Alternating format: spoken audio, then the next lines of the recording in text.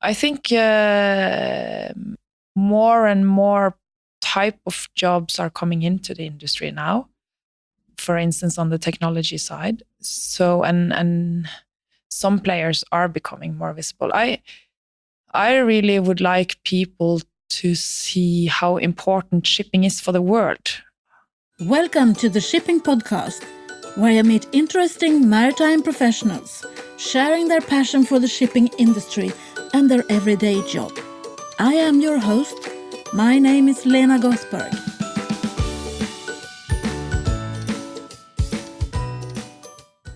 Hello, Shipping Podcast listeners.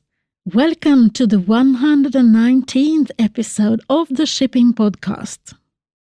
This is an episode that I have been waiting to share with you.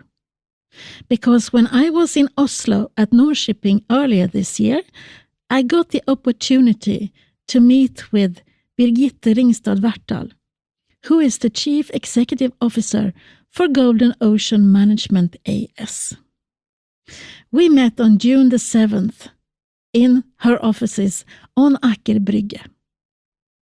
Birgitte is a very public person, and I had heard so much about her before, but I never had the opportunity to sit down and speak with her before. I hope you will enjoy the chat that we had, where I brought up most of the questions I usually put to my guests, and that you like what you hear. So, without further ado, this is Birgitte Ringstad Vartdal for you. Welcome to the Shipping Podcast. Could you please introduce yourself? My name is Birgitte Vartdal. Currently, I'm the CEO of Golden Ocean Management, which is the management company for Golden Ocean Group Limited. I grew up in Ålesund on the west coast of Norway. My father was running a fishing business, so I'm used to the sea and boats. Then I went to Trondheim to study engineering, but I didn't know what type of engineering, so I went for maths and physics. So I postponed the choice in a way. And after I wanted to do 1 year abroad, so I did a master in financial maths in Edinburgh. I had a very good year there. And then I started to work here in Oslo. So I lived in Oslo for the last, 20 years almost. I worked in Norsk Hydro, which was at the time a large conglomerate, and I worked on electricity trading there as my first job with portfolio management, risk management, lots of maths and a lot of practical work around buying and selling electricity across the borders in Europe. And then I wanted to do some more finance, and just randomly there was an ad in the newspaper for a company called Klaveness. They were looking for a financial analyst, and it looked interesting, and I felt I had part of the experience that they were looking for, and I applied for that job. Then I started to work in shipping in 2004 in Klaveness. Yeah, that's great. Yeah. I mean, that you could just randomly see an ad. Because one of the things that I think is important is that not a lot of people do actually seek the shipping industry as a career. We need to change that. They stumble into it, or they are inheriting the company or something like that. I think in some areas in Norway, some areas on the west coast, and some areas also here in Oslo, people know about the shipping industry, and they have family or they have friends, and it's some clusters around. But beyond that, the general public is maybe not so aware of the opportunities that lies in this business. How can we change that? How do we become less invisible? That's a difficult question. I think more and more type of jobs are coming into the industry now. For instance, on the technology side. So, and some players are becoming more visible. I really would like people to see how important shipping is for the world. The kind of, it's the, if we didn't have the ships transporting like us the raw materials and like others the final products, there would be no trade. people would not have electricity. People would not have steel. People would not have food in the right place. People would not have oil or gasoline, all the things they need. And that people doesn't know about that in a way, or doesn't acknowledge that. We are such an efficient way of transporting goods. There are so many vessels around the world. These maps where you can see a small dot for every vessel is pretty cool, where you can see the cargo flows and how they are going. So we just need to communicate that outside our own little bubble, or little, but our own. Yeah, and I think community. we need to show the value of it, and not only shipping sometimes get negative press on various topics, but we also need to demonstrate the positive sides and the value for the I agree, for the global and economy. I think maybe that this fourth industry revolution is giving us a chance to do that, because we need new knowledge that we haven't had already. Yeah. So that opens up, and we need to find that somewhere. That is true, and also what we see on new regulations, particularly on the fuel or the emission side, will also force the industry to think new around a lot of topics and develop, and that will also need to attract other competencies, etc. Hopefully we are able to combine that with all the fantastic knowledge, all the fantastic people and the relationships that are already in the industry, and that is not forgotten either. So it's a fine balance, I would say. We need to smitten them with the bug of shipping. Yeah, once you're in, you never get out. You know? So you were at Klaveness. What did you do at Klaveness? I started there in the finance department. I was going to work with a lot of risk management. I actually took over after Pia Meling, her job at the time. I learned a lot there about the whole business because I spent quite a lot of time building some IT reporting systems. So by that, I had to understand the full value chain, from the chartering to operations to accounting to reporting.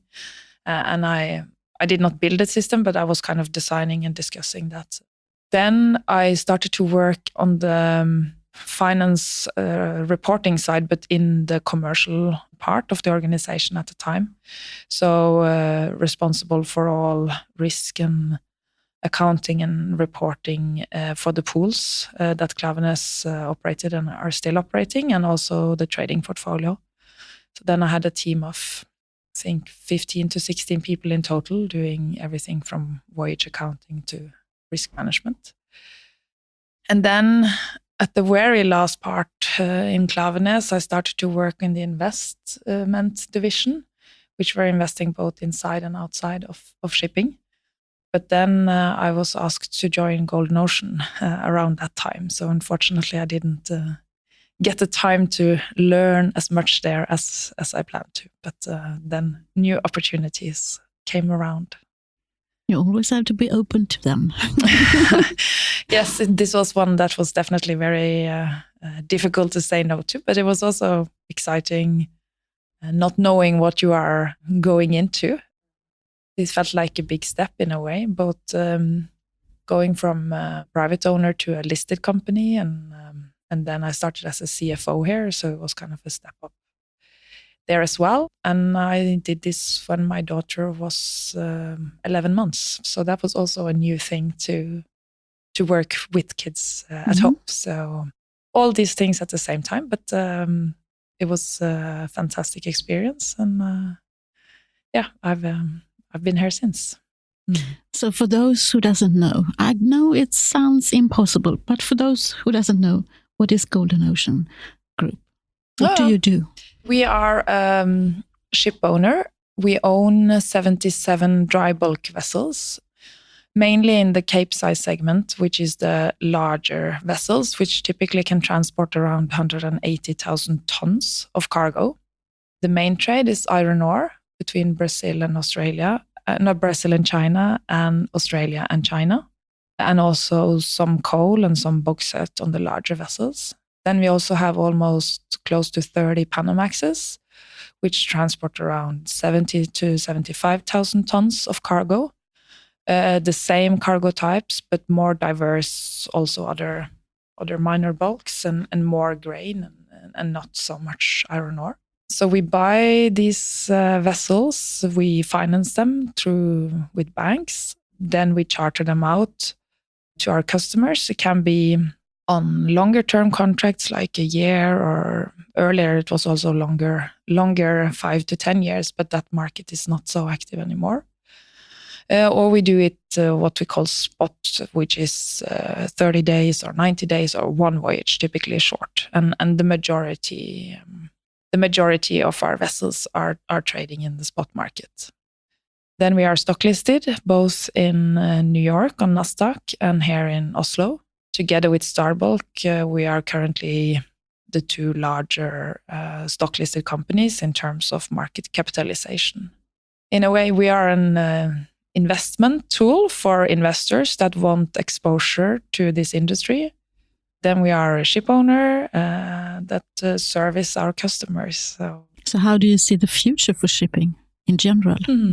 Well, I still think you will see vessels sailing across the ocean and transporting goods. I don't see that to change. You can see trade route change, you can see customers changing, etc. You will see the design of vessels changing. Shipping is already such an efficient industry, and there is so little efficiency gains to take out. There is still some, but for instance, in dry bulk, when the market was very weak around 2016, then the market was also very weak for our customers, typically the iron ore miners. So they were doing everything they could to take out efficiency on queues, lining up for picking up the cargoes, etc., and took down the turn time a lot in the ports. So from that, we are operating pretty efficiently.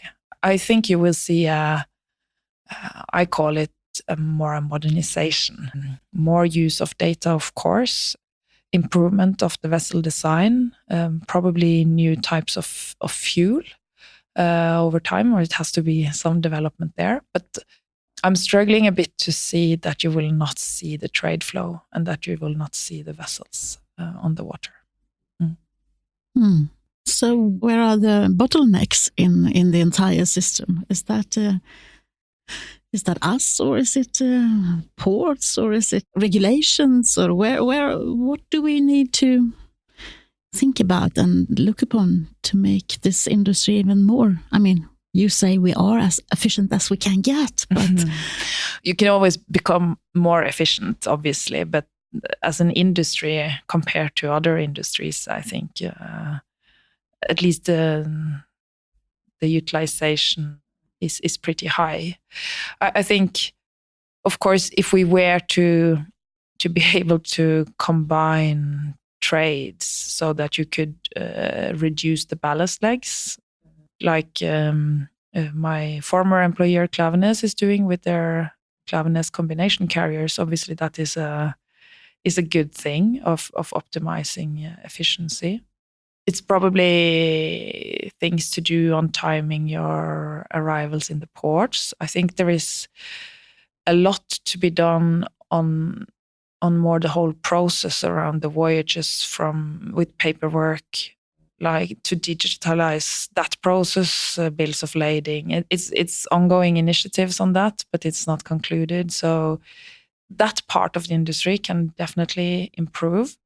Charter parties. We're having charter parties from the 1800s.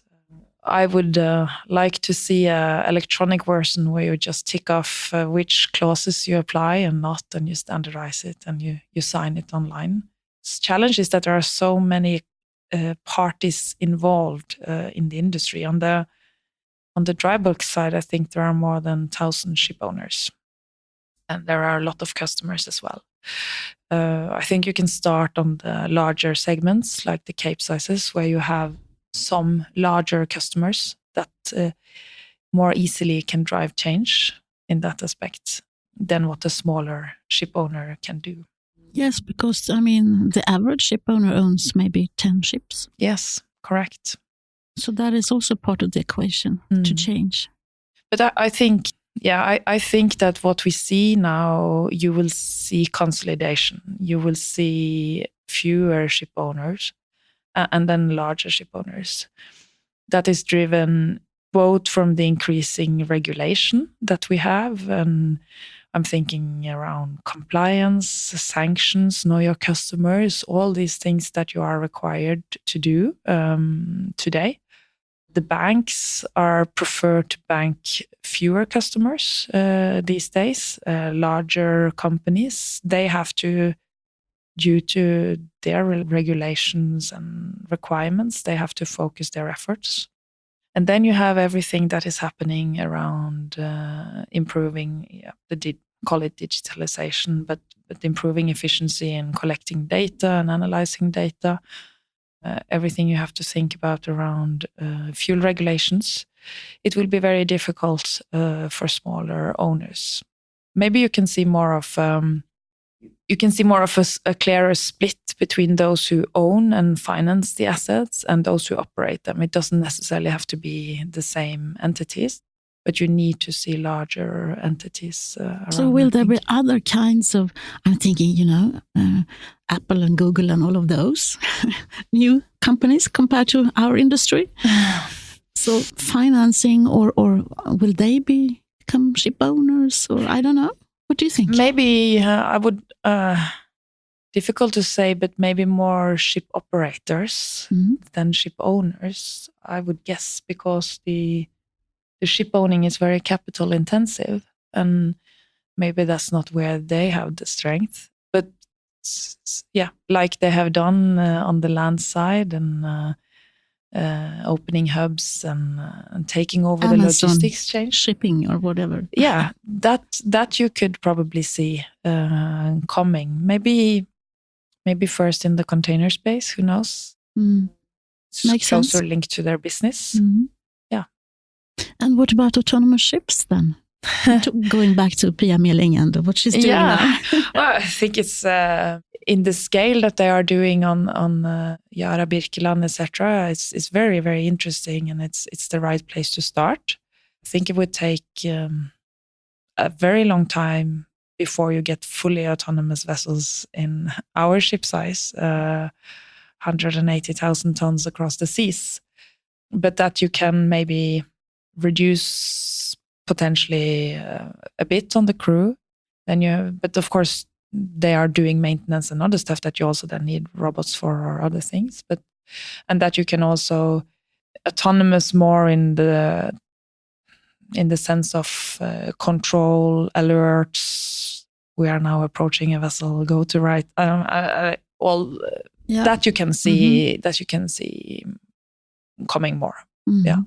I think it's interesting. I mean, I live in Gothenburg where we have Volvo, and autonomous cars are now tested, and we couldn't think about that 10 years ago. But on the other hand, when I listen to someone who is deeply involved in things like that, this was thought about in the 70s or something.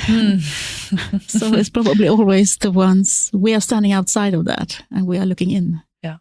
And we don't really know that much about it. But yeah, people can listen to my episode with Pia. She is great when she explains it all. Yeah, and it's extremely good on the short sea where you can take transport away from the roads, etc. That would both be much more efficient. Even today, consumption of energy would be much more efficient that way.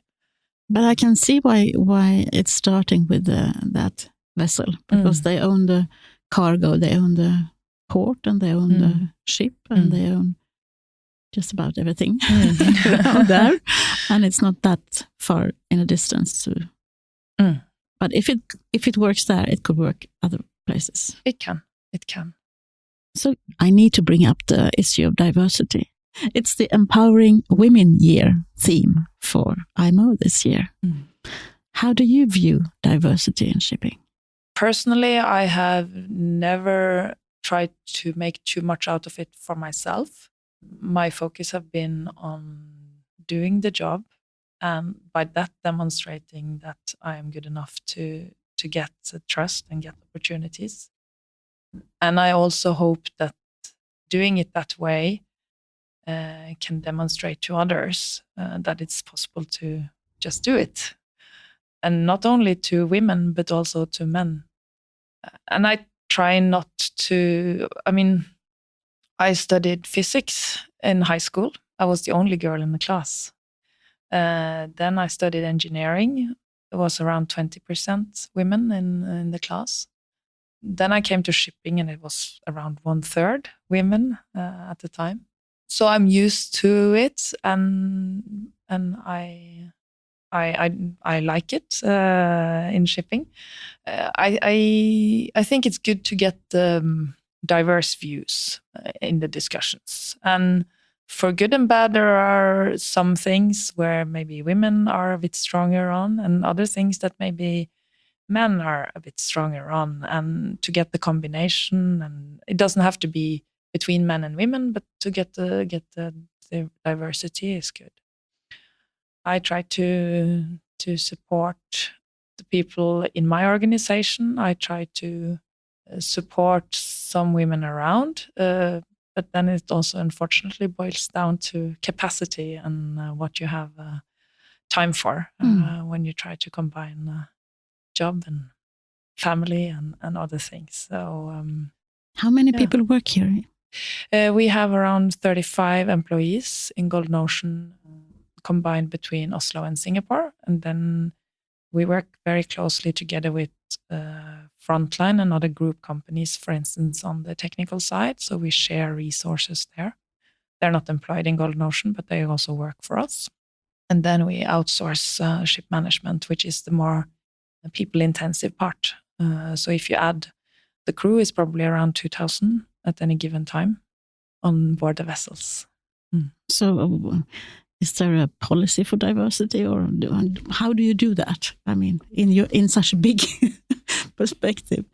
We don't have a policy on board the vessels. We don't have a written policy. But I try to develop both men and women to be able to take more responsibility and give opportunities. I like to try to give some small project on side of the day-to-day work, because I often think that that's when you are learning a lot. Like my own experience when I was working on these reporting tools, I had to really understand how the business were done. And I think that is very valuable. So that is a way I try to develop people in our organization. Do you see yourself as a role model?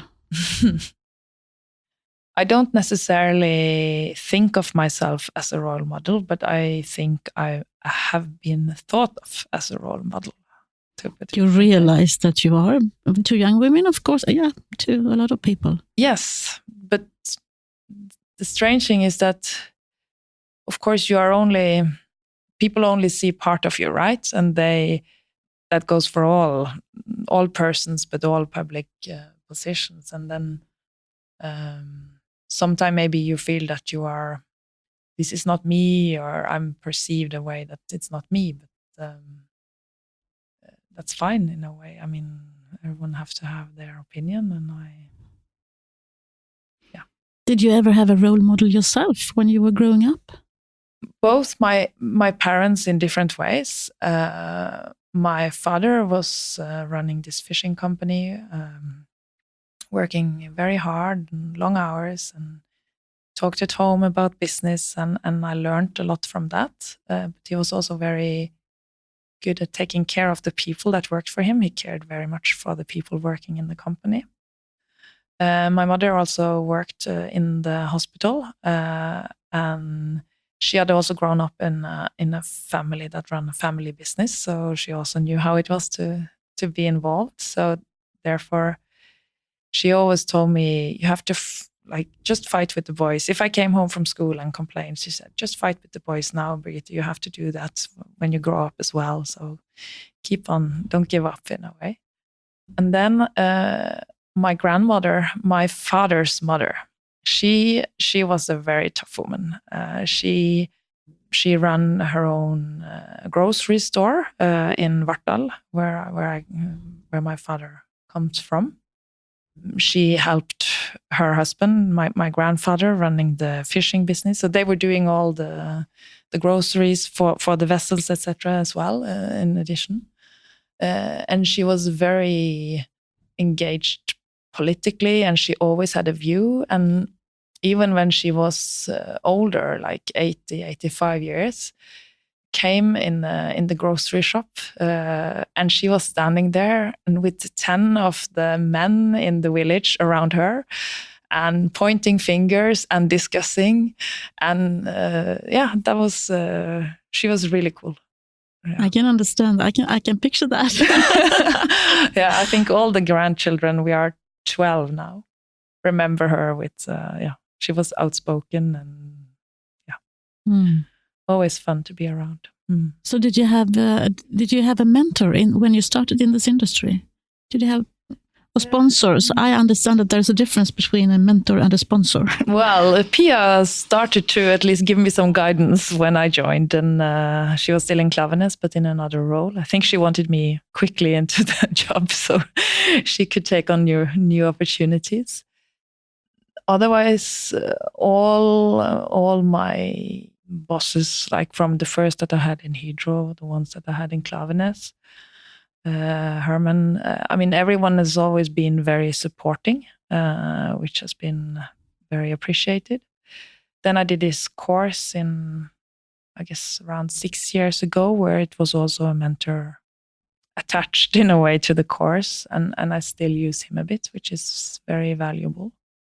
It's always good to have someone to discuss with, and I use my husband as a discussion partner and a very good friend that I sometimes discuss with. So it doesn't necessarily have to be someone in the same industry or someone more senior, but it's. I think that is more important when you are sort of already have started your career. But when you come into the business, it's always good to have someone to turn to and put the questions you don't know anything about.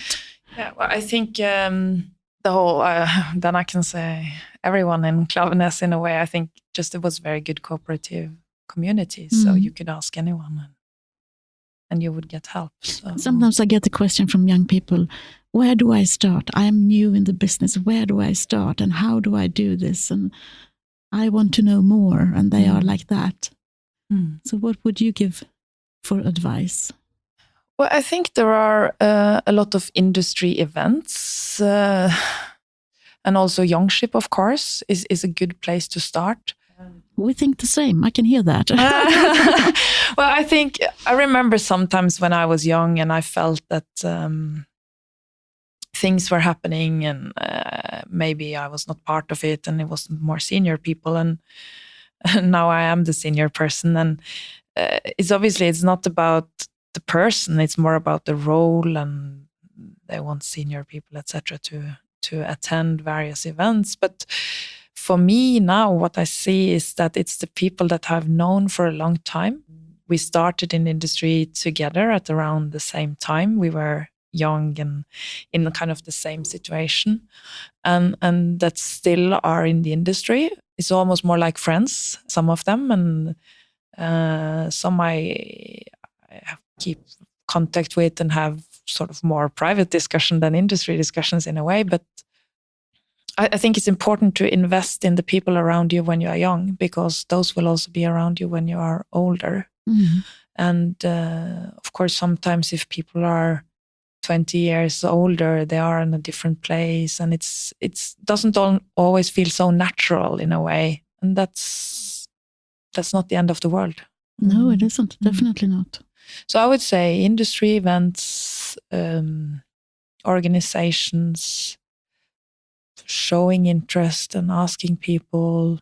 People are very friendly. People want to help. That are free. I mean, it could be a company that is having an event which is free. You never know. To go and see and or go on board ships. And you can even, since I come from that side of the industry, I mean, stock-listed companies provide a lot of information about their strategy, about the market, about what they are doing on scrubbers. You can go to an investor presentation, a quarterly release, or listen to a webcast. if you want to understand that part of it. So, yeah, don't be shy in a way. But I don't think we can be shy if we work in this business. It's like contradiction there. Yeah, that's true. Yeah. So who would you be interested in listening to? Who do you think I should meet the next in my shipping podcast? I would be curious to hear from someone that is thinking ahead around new fuel types for the industry, how to accommodate with the regulations beyond, not the 2020 issue, because that's too close. It's too close, and I've kind of been talking about that for a few years. So, but more the longer term, I think that would be interesting. And then it's also interesting to hear from the bank side, for instance. Christian Holt would be one that could be of interest. I always have to come back to Oslo. Well, people in Oslo, direct to people in Oslo, maybe. No, but I mean, I appreciate it, so I don't have a problem with it. Yeah. Sometimes I get some complaints from Denmark then, but yeah, that's life. Well, I think we have a cluster here, not only in Oslo, but in Norway, and particularly surrounding the industry as well, the technical side, banking, the investor side, lawyers, some ship owners in various segments. So, yeah, it's a lot of things going on here. I will have to stay here now today to see who's still here now that Norrshipping is over, because there's been so many people. Yes. So I will see who's going home and who's still here. That's true. That's true. Thank you very much for taking the time to speak to me. Thank you as well. I appreciate it. Thank you, Birgitte. I think we can agree that you are a role model for many people and that you have earned your respect. Talking about respect, I think that my hard work on this podcast is starting to pay off. I can see that the number of subscribers is increasing. More and more people are suggesting guests that they want to listen to, and I get invited to events for speaking or moderating panels. I think that is awesome. It's a surprising side effect of hosting a podcast that I didn't see coming.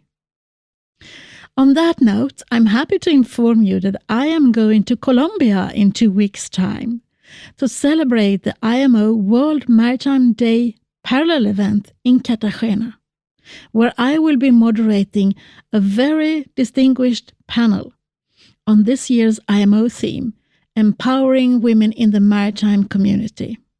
And I am looking forward to that so much. I hope that I get the chance to capture a few interviews for the shipping podcast while I'm there. But as you understand, this means that I have to produce one more episode before I leave, so that I don't disappoint you and not release an episode on the next shipping podcast Friday on September the 20th. So I will have to leave you now. I have another podcast episode to edit. I hope you liked this episode, the 119th, and that you have subscribed to the shipping podcast so that you don't miss any episodes. The next one is as awesome as this one. So, from me to you, over and out. Thank you for listening to the Shipping Podcast.